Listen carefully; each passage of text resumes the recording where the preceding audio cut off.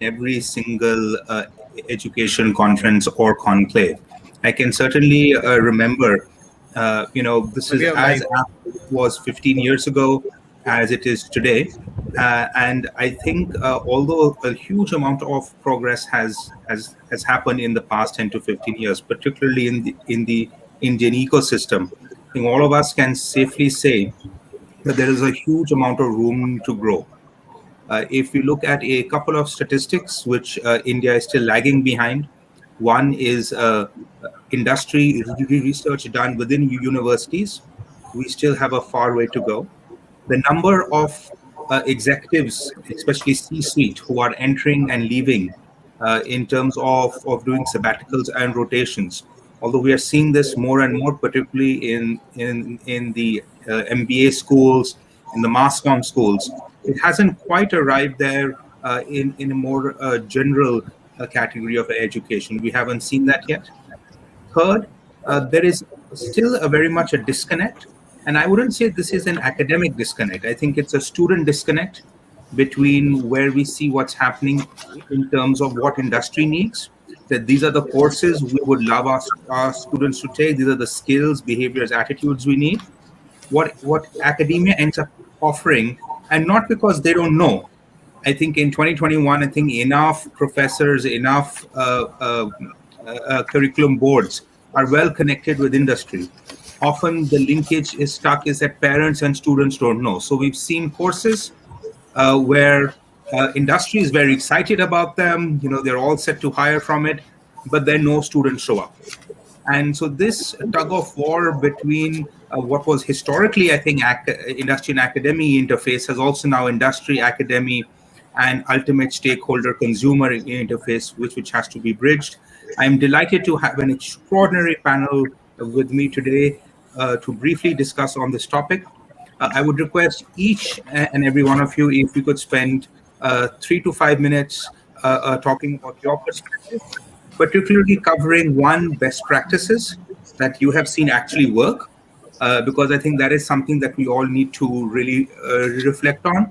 And perhaps if you could also share maybe one large obstacle or barrier that you feel needs to be overcome either by joint efforts between industrial academia, either by government, maybe it's a regulation, but something you feel that if we fix this, things would go a lot easier. And I'll just call on the basis of our list that is given. First, if I can invite Shri Jayant Krishna, was the former CEO and CEO of the National Skill Development Corporation, Skill India Mission. Sir, would love to get your thoughts on it first. Yeah, Aditya, the situation, I mean, you said a lot of improvements have happened. I have a slight disagreement on that. While there's a realization that, the industry academia gap has to be bridged, has to narrow down, students have to become more employable. But I'm sorry to say that, because I've been in the space for last almost 15 years, my journey started with when the late Professor C.K. Prahlad came to India at the invitation of the then Prime Minister to look at the India at 75 mission, and he tried to evangelize that what kind of country we would like to see when independent India becomes 75-year-old in the year 2022, which is almost, we are almost there, kind of thing. So ground situation has not improved. I remember, I was the co-convener of a task force set up by the erstwhile Planning Commission, which is in the new avatar is Niti Aayog now. And, we looked at this and we found largely because of the kind of learning outcomes our mainstream education has from primary to secondary to higher education at all levels, and we found that the employability of Indian graduates in general is just about 10%. And if you look at the creamy layer, the BTechs and MBAs and architects and chartered accountants and professionals, the figure was, I don't remember, it was somewhere between 24 to 30%. So it's so we gave lots of recommendations. We said that how do we because not everybody can be as scholastic to move ahead. You should have associate colleges, associate degrees, and skills universities and things like that, which was very, very important, where the rigor of education and training is lower, but yet students get degrees at the end of the day. We talked about mainstreaming of employability skills. We talked about how the entire courses have to be industry driven and based on occupational standards. And how do we leverage higher education institutions not just for pure education, but also for skills? And how do we mainstream? I mean, we should not look at education and skills as being two different verticals. How do we integrate that? So some of it saw the light of the day, but as you know, in most government committees, it doesn't happen as much.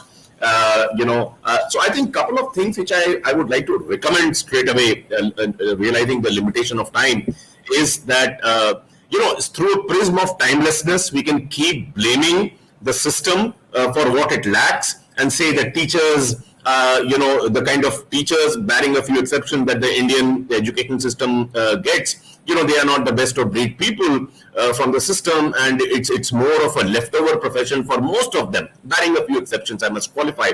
So how would the learning outcomes improve? So I think another thing which I wanted to dwell upon is that today in India, especially the academia and industry, they if you really look at this, the language that industry speaks, academia doesn't understand. The language that academia speaks, industry doesn't understand.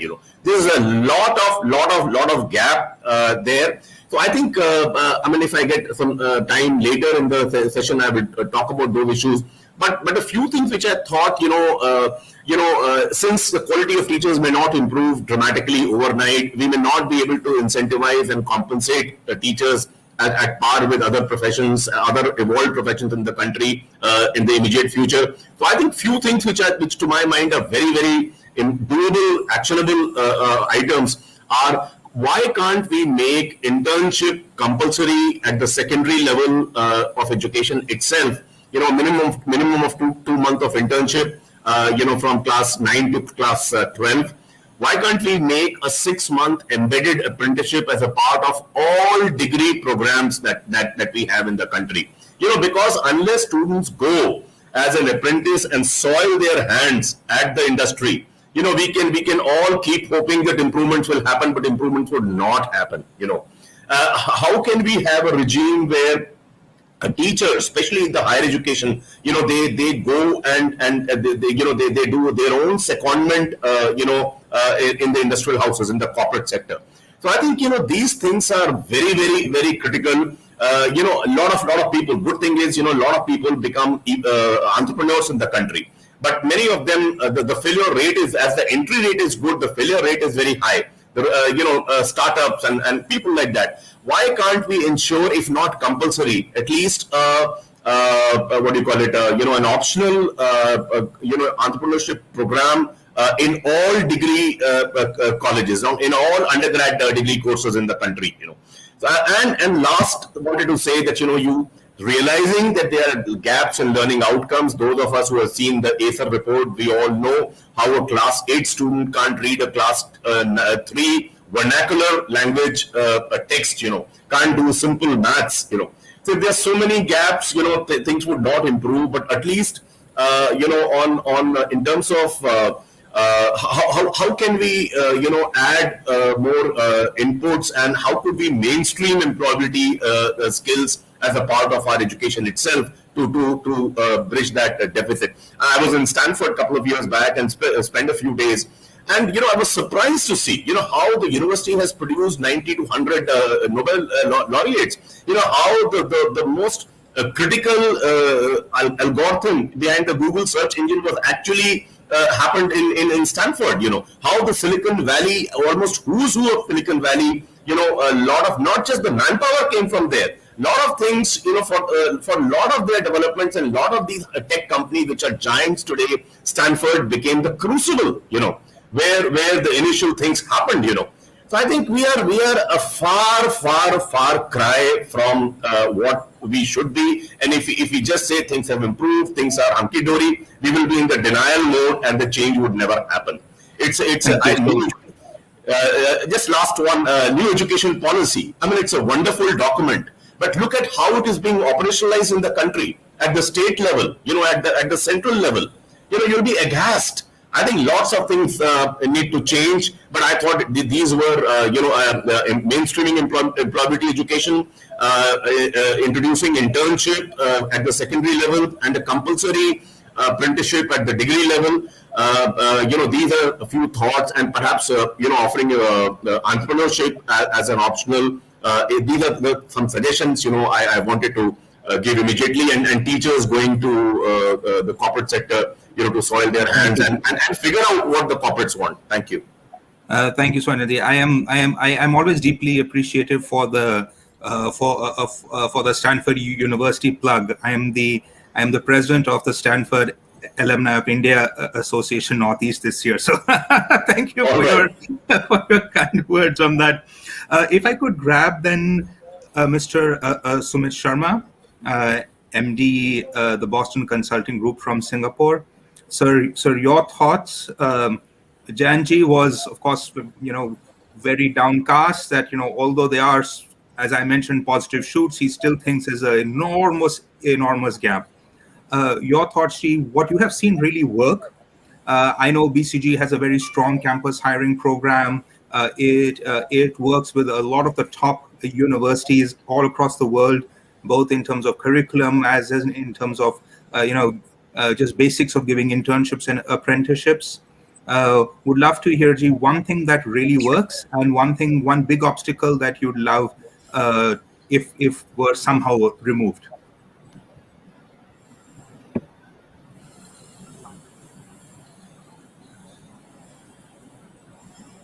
Sumit ji, you're on mute. Isn't that the most famous lines that's used these days? You're on mute.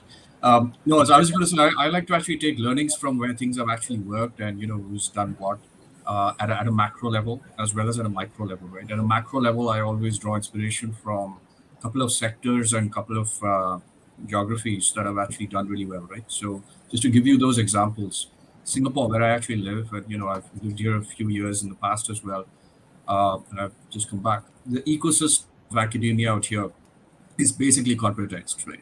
It's basically actually run by corporates. So the medical school, for example, the curriculum is the Duke NUS medical school is actually totally influenced and managed by the hospital groups as well as the pharma companies and the big medical device technology players, right? Because we all know digital is becoming important, and they want every doctor actually who comes out of medical school to be digitally trained.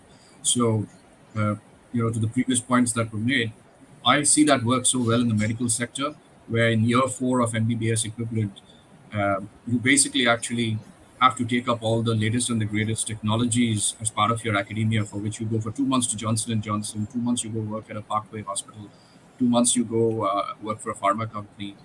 So it's like a rotational program. That's part of the internship that doctors get in the industry, because the industry determines your future in a very big way, right? Because you will become a doctor, you will prescribe their products, you will do a lot of technology usage, you will go through their digital platforms, etc., etc. That is one, right? So the other is what BCG has actually done, or BCG is doing, and it's not just BCG, some of our peers also do it. And you've been at Stanford, you probably know. I was at Booth, and so a lot of the business schools world over obviously have the internship program, but even in India, you have the ISBs and IIMs and others where we have the internship programs, which has been the traditional sort of last 30-year model. I think what's happening these days is, can you actually get a seat on the table when the students are in their second year in terms of running an actual module, right? And that module could be either strategy or it could be finance. And look, it also, if the program is run by Goldman Sachs and it's on corporate finance and it's on strategy and run by Boston Consulting Group, you actually get a good mix of practical rigor as well as the theory. Again, we are an industry which sells intellectual capital, so we need the best people. And for us to actually identify those people, not just in business schools, but even before in undergrad levels or earlier, I think is very important. So one program that in the UK that we have been running is with international schools in IB year 11, 12, and running what do you call the consulting club program for the kids out there, to actually give them a fair amount of exposure to how consulting works. Because consulting is a nice industry from the outside, and you think that you can make nice slides and you will actually become a good consultant. It doesn't work that way. It needs a lot more, and sometimes it's the attitude that you want to actually create, right? And that attitude you actually have to create when the kids are between 16 and 18, right? Because then they choose their subjects. Then they actually go to the right university where they get the nurturing academically, and then come for internships. And very similarly, I think what used to happen in the business school now has started happening in the high schools, so that kids can decide, hey, look, do I go do an accounting degree, or do I go and do a strategy degree, business management, etc. And then you build a network from a very early point in your career in your life, right? The kids are encouraged to have LinkedIn profile at the age of 10, 12, so that they Sumitji, know I how think to. that I think that's a wonderful point. And to my earlier point, I was saying that even convincing students that they have to understand industry, if you can get them in high school, and you Yeah. can start developing those skills there, even the colleges and the degrees and all that they choose will sort of become a lot better. Thank you so much, Jay. I apologize. I'm trying to cut off all speakers because we Oh, do have a paucity of time, and I want to make sure we at least get one round with everybody. If yeah. I could invite Sri Pankaj Jain from UTS College, sir. UTS is known for having some of the most industry-centric programs in Australia, and you, of course, are in charge of looking at how this is globally connected and competitive. Would love to get your thoughts on this. Thank you, Aditya sir. Thank you. Basically, like UTS University, as you said, is like by the name itself, it is University of Technology Sydney. Sydney. So our name and the reputation, engineering is very strong. Business school is very strong. We have very strong linkages with industry. Our programs is industry driven. Like as Sumit said, we have links because I think the modern third world countries are slightly slow, but the main countries like US, UK, Canada, Australia, New Zealand, they are far much better than India in terms of industry linkage. They get a lot of funding. There are incubation centers. They are involved in the curriculum. That is the way Australia is also involved. Our university is also involved. So that is one thing which I thought like what is missing. I have done my engineering from India, I've done my MBA from UK, but what was always missing, as Sumit also said and Jain Krishna sir also said, that we have to do this counseling, guidance or shadowing of students right from schooling time, so that when they join a college they are very clear what they're joining. As of now, what happens is, what is the peer group telling, what is the career counselor telling, what are the parents telling, they choose. And after that they realize that this is not their cup of tea. Like last year I had a case of student whose father is from my engineering college, is my college senior. After 2 years of engineering in one of the reputed engineering colleges, he came and he said I want to do piano and music. So I said, like, 2 years, what were you doing in an engineering college? So, so either the father was an engineer, so that was the kid.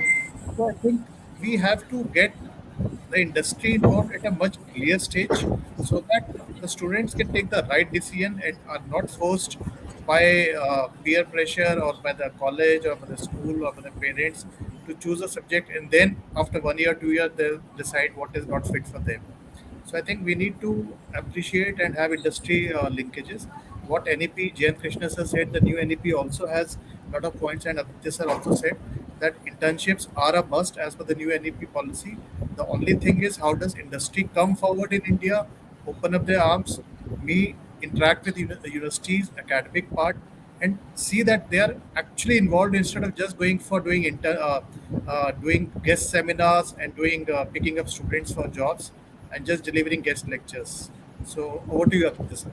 Indeed, thank you so much for your very succinct and an on-point remarks. And I think what you mentioned, it's still sad that in 2021 we have so many stories of students, being forced or under compulsion from family and society, taking up things that they absolutely don't like, and only to then have to change course later on. I think we get a couple of more people from the academic side. If I could call upon Dr. Hari Maram sir, if you're with us, would love to get your perspective. Sir is the chairman and founder CEO of Imperial College in India. Sir. Thank you very much, Aditya, for bringing me here, and thanks to the organizers for creating this virtual platform to connect all of us. So, digital greetings to all esteemed panel as well as the viewers viewing across the world. So, yeah, I think I was just listening to my previous esteemed speakers, very valuable inputs and points they brought. So if I just to start, maybe I have two sides of the thing. One is I worked in the industry for almost half of my career, closely around 13 years, in one of the world's leading pharmaceutical company, Novartis. And after that, I moved into education and set up a business school and also a technological college. It's named Imperial College in a city called Bangalore. Then also after a lot of research, after visiting large number of universities across the world and meeting quite a lot of industry people, because I'm also part of CII, Confederation of Indian Industries, FICCI, All India Management Association, EPSI. All these I hold as a governing board member, as a advisory board member in all these associations. So always in any conference related to academic, they always bring this topic about the gap between the industry and academia. This is a major subject in any conference across the world, not only in India, across the world. So realizing this and looking at this potential, we thought not only setting up a college, we have to do something good to the society, because as a India, morning I was giving a small interview to NDTV on skill development. So what we were trying is, instead of talking about a gap between industry and academia, how we can build this, complete this bridge between both the partners and collaborate and bring into one platform.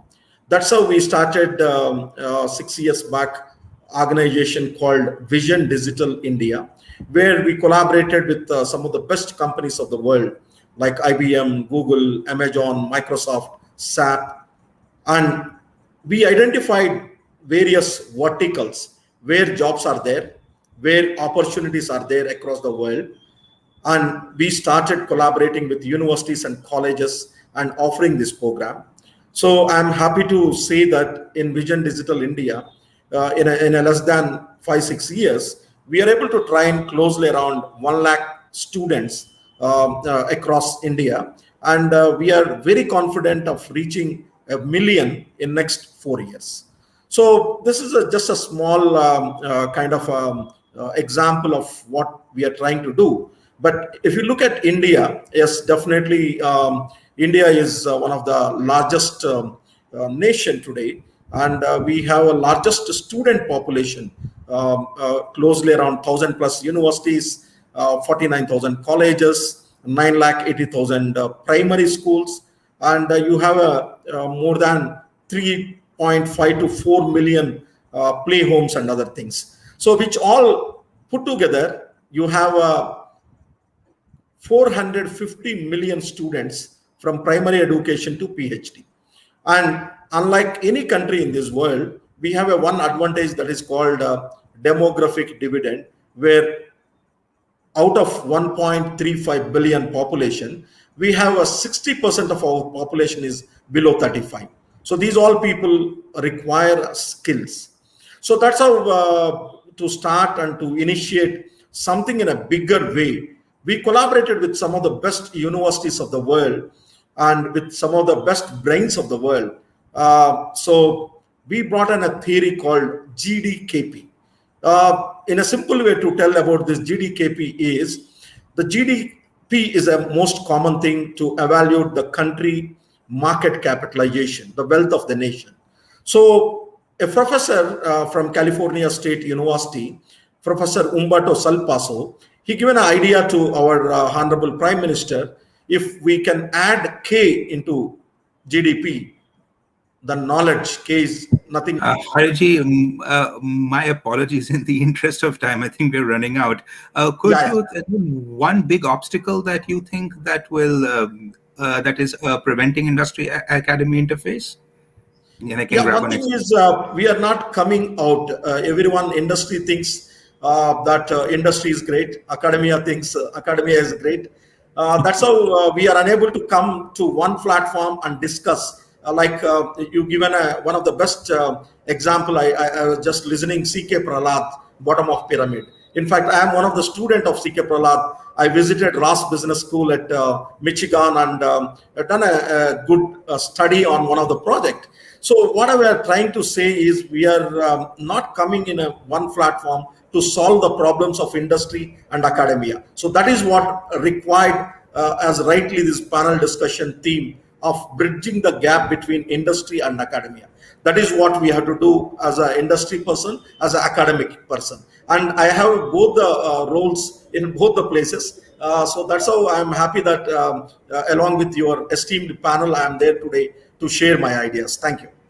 Thank you so much, Hariji. And your point is very well noted. If we could have a lot more dedicated forums where we have the intermingling of academics and industry on a very regular basis, rather than just once or twice a year, maybe that's the start of something that can be taken to the next level. And although I'm part of CII, FICCI, ASOCHEM, and all the other chambers, they do try to do it, but it definitely doesn't trickle down to every college, every company, every university all across the country. And I think that sort of mass movement where we have induction might be required.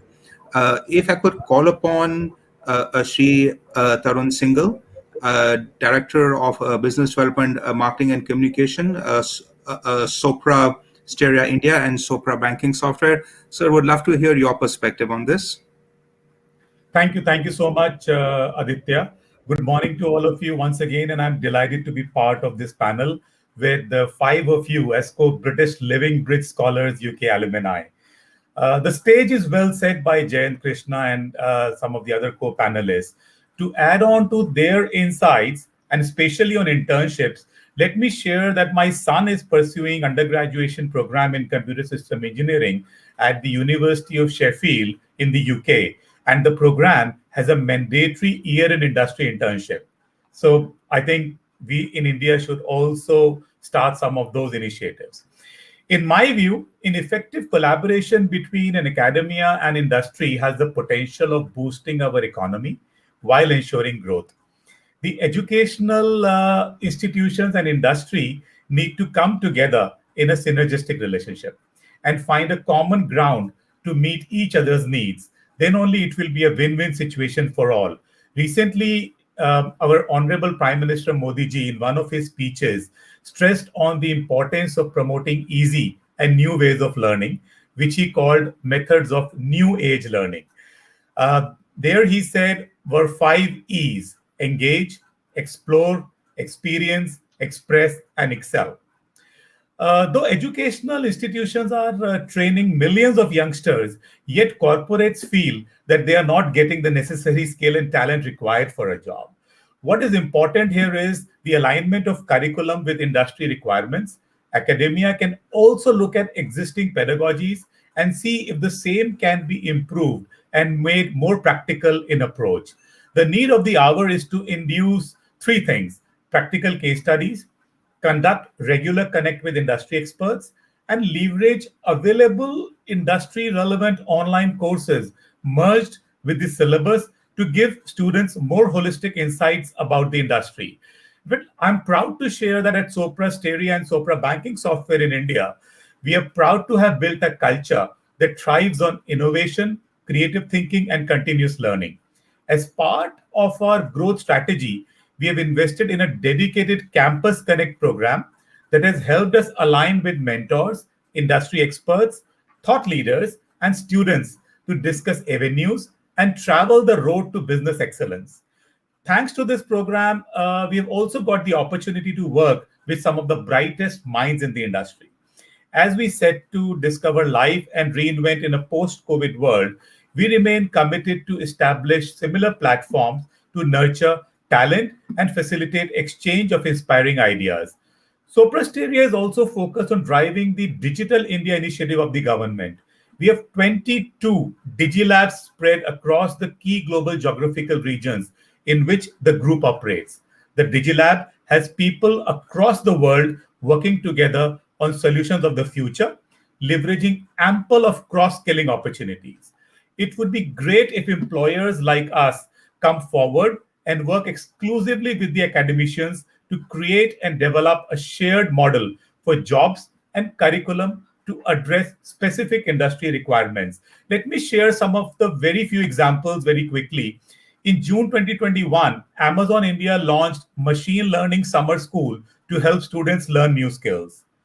Many domestic service providers have formed joint venture with foreign players. For example, GMR Aviation Academy and UAE-based Emirates Group Security will jointly offer various aviation and security courses in India.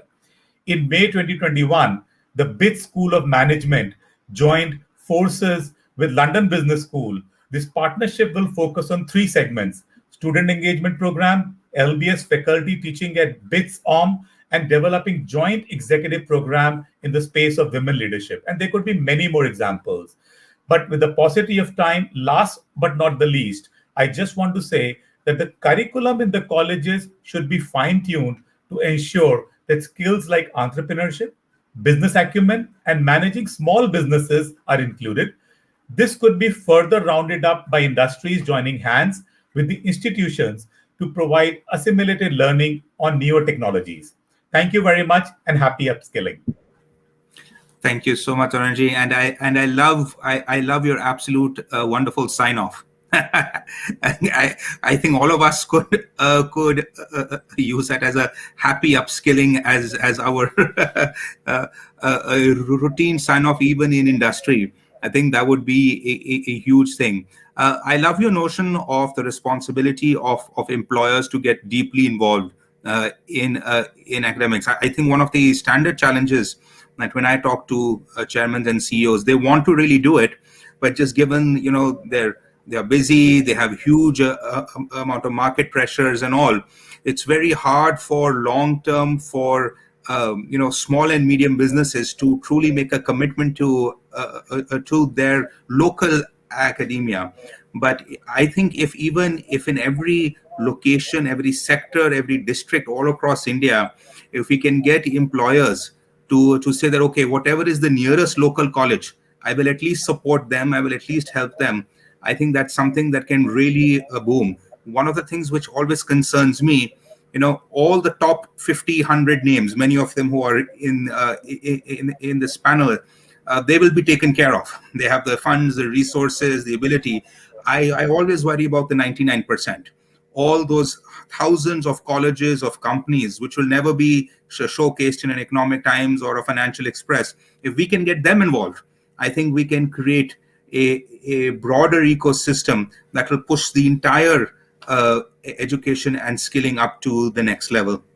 So if I can quickly call upon Shri Puneet Soin, the Director of India SIUK agency. Please, sir, if you could get your comments.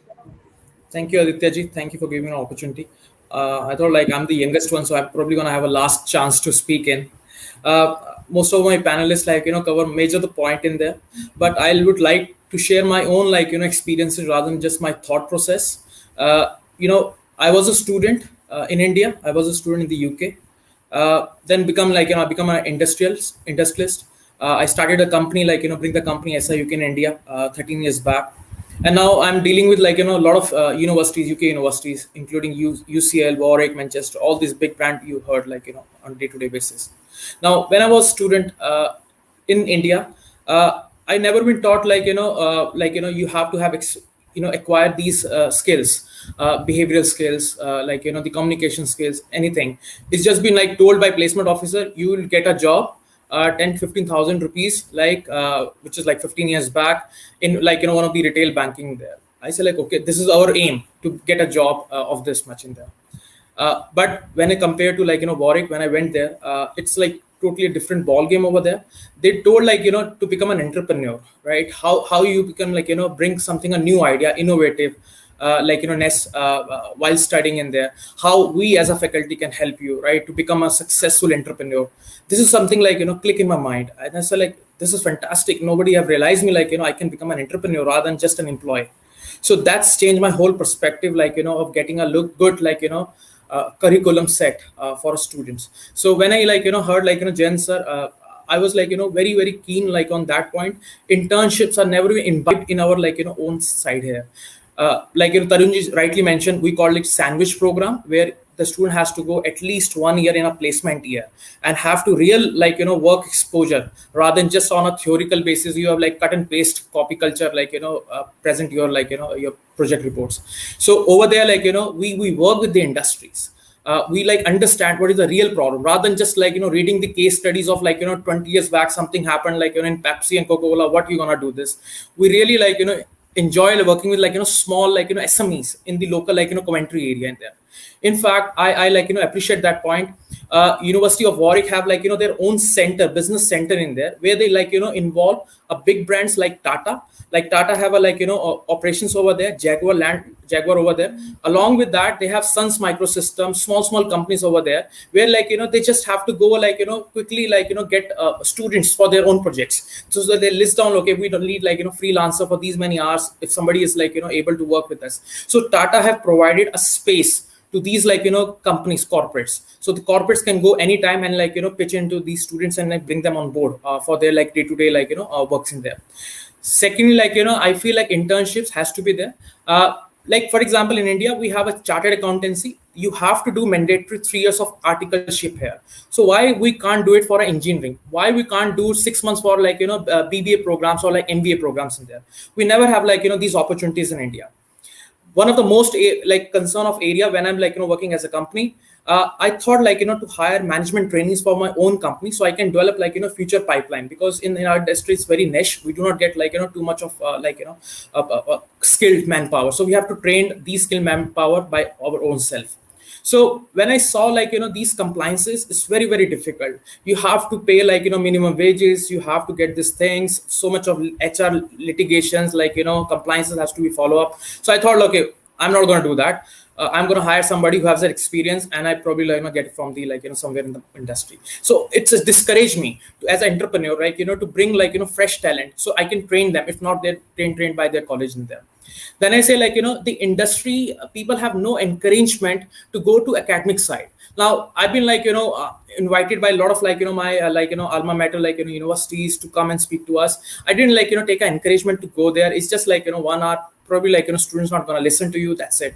But the point which I would like to mention, if let's say by any chance in next 10 years I would like to go back to academia, leaving my entrepreneurship, so can I go there? Do I get enough motivation to go there? So this is something it's disturbing me in there. Now when I see good points about it as a recommendation, I think our curriculum is very static, but it's application is very dynamic, and this is started already in India. For example, Delhi government, I met a couple of months back with Deputy CM Manish ji.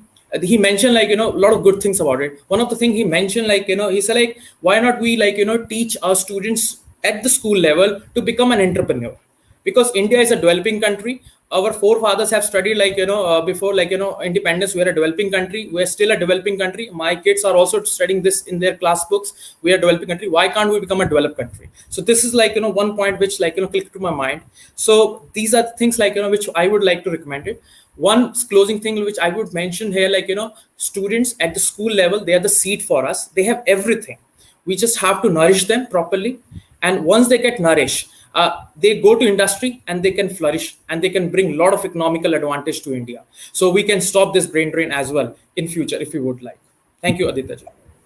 Thank you so much, Puneet ji. I think one of the major points that you have made here is that how our labor codes have to encourage more cross connects between industry and agri interface. We know, although our government has done the uniform labor code solution, I think a lot still remains to be decided on how easy it is to employ people, and that employability, particularly after coming out of university, is very important. I know there's a lot of hesitancy in industry often because they are unable to think long term, 10, 20 years, and they say, look, we put so much time and effort into this connect, into nurturing students, etc., and then they go and work for our competitors. They go out of the industry. We aren't getting the students in. And if we can change a little bit of the labor codes, the contract systems to reflect a more modern apprenticeship system, I think a lot more industrial players would invest the resources into local colleges and their communities. It's easy for the larger players to do it as an ecosystem building, but how do we encourage even the smaller SMEs, as you mentioned, to really take part and facilitate in this process? If I could invite Shri Dr. Rajan Purohit, please, sir. Sir is the Executive Dean of Ganpat University. So would love to get your thoughts on this. One example of something that you find really works, one big obstacle you think that if you can remove, things would be so much better for the space. Thank you, Aditya sir, and it's really a great experience learning the views and perspectives of such a galaxy of veterans. I would try to be very much succinct, and I'll take just 2 minutes, and we'll put up the things which we have done. I come from a Ganpat University which has successfully implemented the industry academia linked higher education model since last 1.5 decades. And that is the reason that in the state of Gujarat, we have become the most preferred choice for any industry for further collaboration and to provide the industry relevant, courses to the students. Today, we have established a model called industry within the university and university within the industry. So India's first Japan-India Institute for Manufacturing is at Ganpat University, which is an association with Maruti Suzuki India Limited and Government of Japan, wherein the students are trained for 2 years and then immediately they are offered an employment into the Suzuki Motors Corporation or their ancillary units.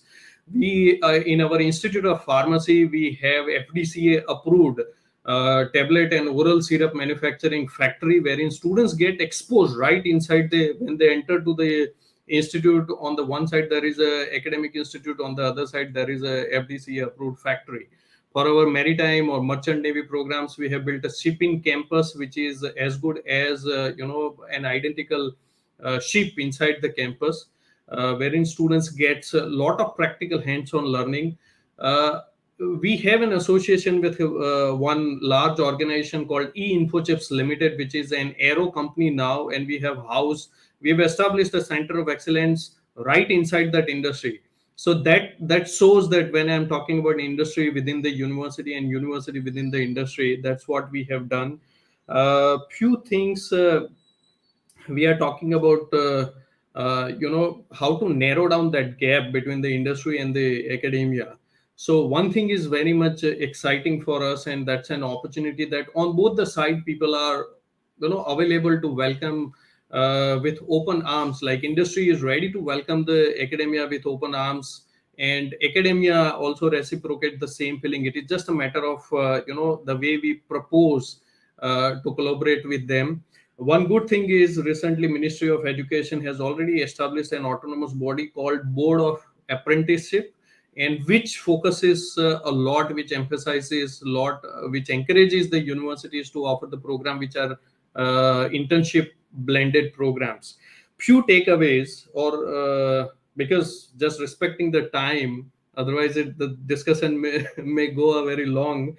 So few takeaways, like I would like to suggest, and I foresee that at Ganpat University we focus a lot onto the employability aspects rather than the placements. There are some industry connects wherein the students are also focusing onto the placements, universities are also focusing a lot onto the placement, but it should be the employability, because that is the sustainable way for any candidate to progress within that industry. we are teaching them onto the critical skills for that domain, but it is a right time now to train them onto the right kind of a soft skills and the mindset training, because that will define their acceptability within the industry. Because certain traits can be trained, that can be developed if a candidate can be trained on a right kind of a mindsets.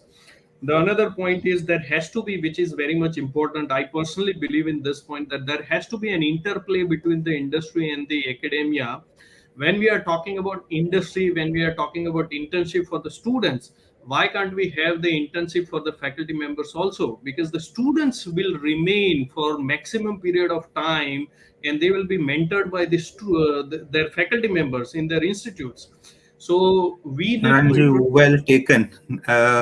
I apologize, I have to interrupt you there, but I think you've made some very wonderful points. One, certainly the co-location of an entire industry into your campus. I think that's very, very well put. And I did my MBA at Harvard Business School, and not many people know that it started by putting the railroads into the campus, and it was basically a railroad business school that sort of went up to then become a more general management.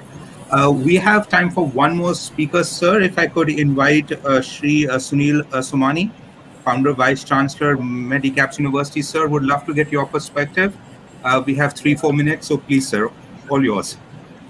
Yeah. Namaste, Aditya and all the learned panelists. See, we have the views of all the other panelists, because I am the last panelist in this particular discussion. I would like to tell you one very peculiar thing about the academia and industry. These two are two different worlds, and which operates on different pedestals as well, because the purpose is quite different, and different ideology is there, and therefore the matching of these two is really very difficult. But these are the two different areas which are to be combined together for the mutual benefit. That is very important. So the education system is a generalized kind of system, because the student is to be grown in such a manner that he can go into any of the industry, whereas a particular type of industry or a company works in only a specialized area. So it is not possible for any of the college or university to go in depth to that extent the expertise which the industry has gained over a period of years and years together. And yes, definitely due to the rapid change in the technology, it will always help to get the information about all these things. And India's economy is definitely expected to grow at very fast pace, and we have certain targets definitely for the workforce and other things by 2030. And for that sake, Modi ji has launched the national education policy as well, where from the schooling, the skill is being developed for all those things. And as it has emphasized on also the multiple entry and multiple exit from the educational institutes and creating of the academic credit bank, it will definitely help a lot to each and everything.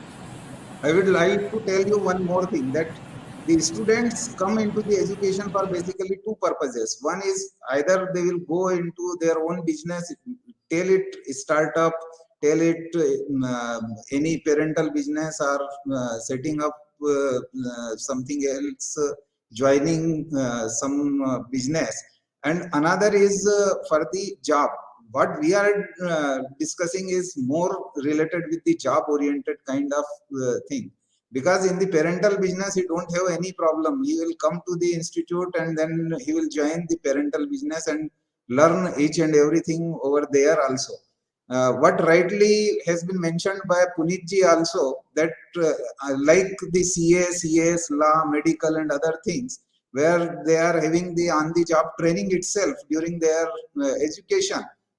We must have this kind of things in engineering, in science, in commerce or management and other streams as well.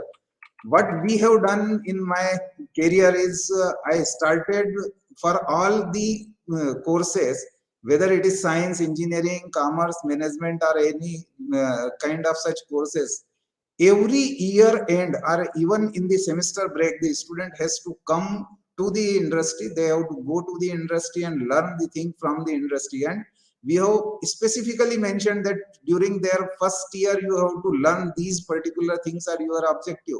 In second year, you have to work like this, and at the final year, you must be very trained so that you can enter into the industry. And we have bifurcated the students also, that if you wish to start your own business, don't learn the skills which are not relevant to you. You go for those skills which are very relevant to you. And definitely, one thing which also has been pointed out, that we have started not only for the student, but we have started it for the faculty members, because I have observed that the faculty members who are coming to the education area, they are coming directly from passing out their uh, post graduation or doing doctorate from even IIT, but they don't have exposure from the industry. So I have sent all the faculty members one by one during the semester breaks and year break, summer break, to go to the industry so that they learn the what way the industry is being operated. I also like one of the idea which Ganpat University is doing, that you must have industry in our industry in the university and university in the industry. Such kind of things will definitely help. Otherwise, there are n number of things which I can tell, being the Vice-Chancellor of the renowned university in Madhya Pradesh. But all those things are more of the theoretical nature. But when you try to implement it in the practical things, if I go to the industry and ask that every industry must adopt the institute or the colleges, and at least every employee of the industry can take or mentor 5 students from the institute, it will be Absolutely. very helpful. So all these things, I can tell you that we can go long, but due to all constraints which already you have mentioned, I believe that whatever insight I have given will be fruitful to every member. Thank you, sir. Thank you so much, Somani ji, and I love your point of there might be a room for, even within existing courses, to bifurcate students into figuring out how they are want to reconnect with the industry, whether it's for an entrepreneurship track, whether it's a more dedicated apprenticeship or internship, maybe even depending on their own family backgrounds and where they come from. I want to take this time to thank everybody. I can request everyone to just mute for a second. Thank you. Thank you, everybody. I've been told we've just about hit time for the session. I wish they would give me at least 2 to 3 hours for these, because I think we just scratched the very surface of all the wonderful points. I am deeply grateful for the organizers for bringing together such a wonderful panel, and I look forward to meeting each and every one of you in person. And I'll take a page out of Tarun's book, Happy Upskilling, and have a great day. And Aditya, just a comment I wanted to make. This has been an all male panel. There should have been better some gender diversity in the panel. Absolutely, Jayanji, and we'll give that feedback to the moderators as well. Thank you. Absolutely. Thank you. Thank you. Good day. Thank you. Good day. Stay safe. Bye. Thank you. Bye. Bye. Bye. Bye. Everyone. So, इधर